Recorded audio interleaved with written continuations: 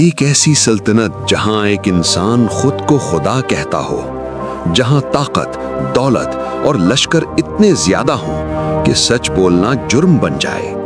یہ کہانی صرف ایک بادشاہ کی نہیں، یہ ہر اس دور کی کہانی ہے جہاں ظلم حق کو دبانے کی کوشش کرتا ہے۔ یہ تھا فرعون، ایک ایسا بادشاہ جو اپنی طاقت کے نشے میں اپنے آپ کو سب سے بڑا رب کہنے لگا۔ اس کے نزدیک لوگ صرف غلام تھے اور رحم ایک کمزوری۔ جس سلطنت کی بنیاد غرور پر رکھی جائے وہ زیادہ دیر قائم نہیں رہتی۔ اسی سلطنت کے سائے تلے ایک پوری قوم غلامی میں جکڑی ہوئی تھی، بنی اسرائیل۔ دن بھر مشقت، رات بھر خوف، ان کے بیٹوں کو قتل کیا جاتا اور عورتوں کو ذلت کے لیے زندہ رکھا جاتا۔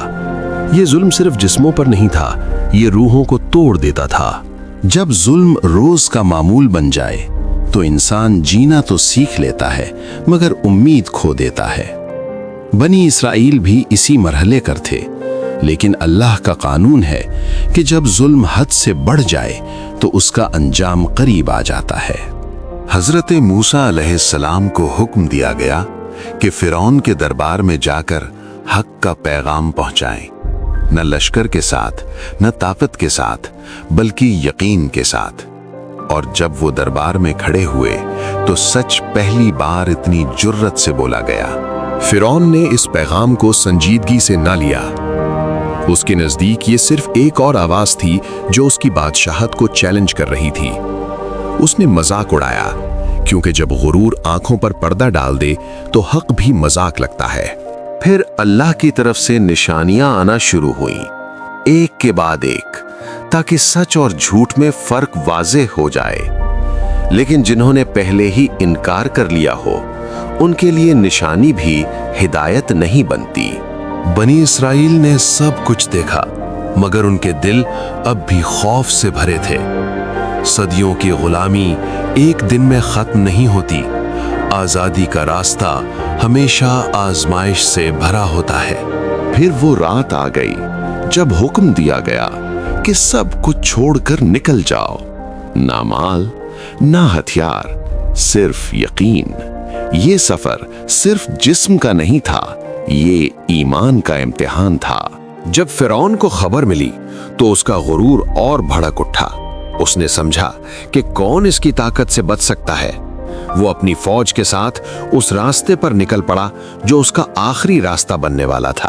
سامنے سمندر، پیچھے فرعون، نہ کوئی راستہ، نہ کوئی پناہ۔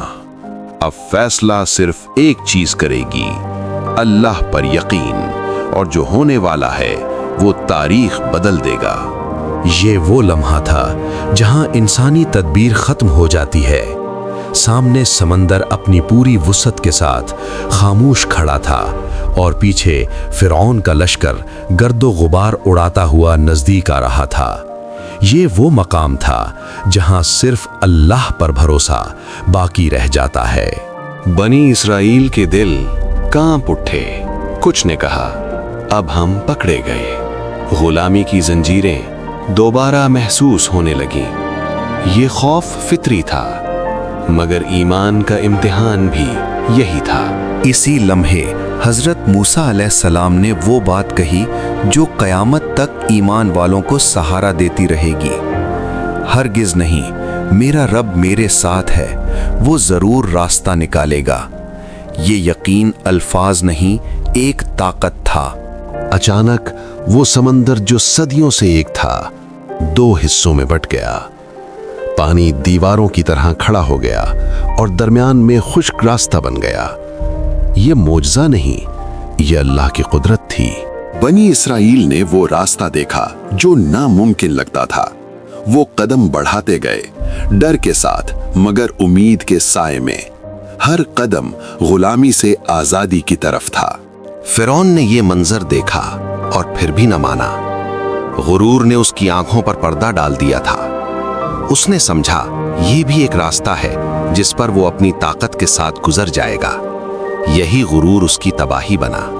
جب بنی اسرائیل پار ہو گئے اور فرعون کا لشکر بیچ میں پہنچا تو وقت ختم ہو گیا۔ اللہ کا حکم پورا ہو چکا تھا۔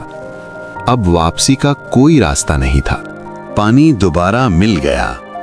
वो लश्कर जो खुद को नाकाबिले शिकस्त समझता था, एक लम्हे में समंदर के हवाले कर दिया गया। ताकत, दौलत, गुरूर सब खत्म हो गया। फिरौन ने आखिरी लम्हे वो सच पहचाना जिसे उम्र भर झुटलाता रहा, मगर ये पहचान देर से आई, क्योंकि हक हमेशा वक्त पर मांगता है। समंदर के किनारे बनी इसराइल खड़े थे। पीछे गुलामी डूब चुकी थी, सामने एक नया सफर था। ये नजात सिर्फ जिस्मानी नहीं थी, ये ईमान की फतेह थी। ये वाकया हमें सिखाता है कि जब हक के साथ खड़े हो तो समंदर भी रास्ता दे देता है, और जब गुरूर गालिब आ जाए तो ताकत भी कब्र बन जाती है। ये कहानी माजी नहीं, ये हर दौर के लिए तंबीह है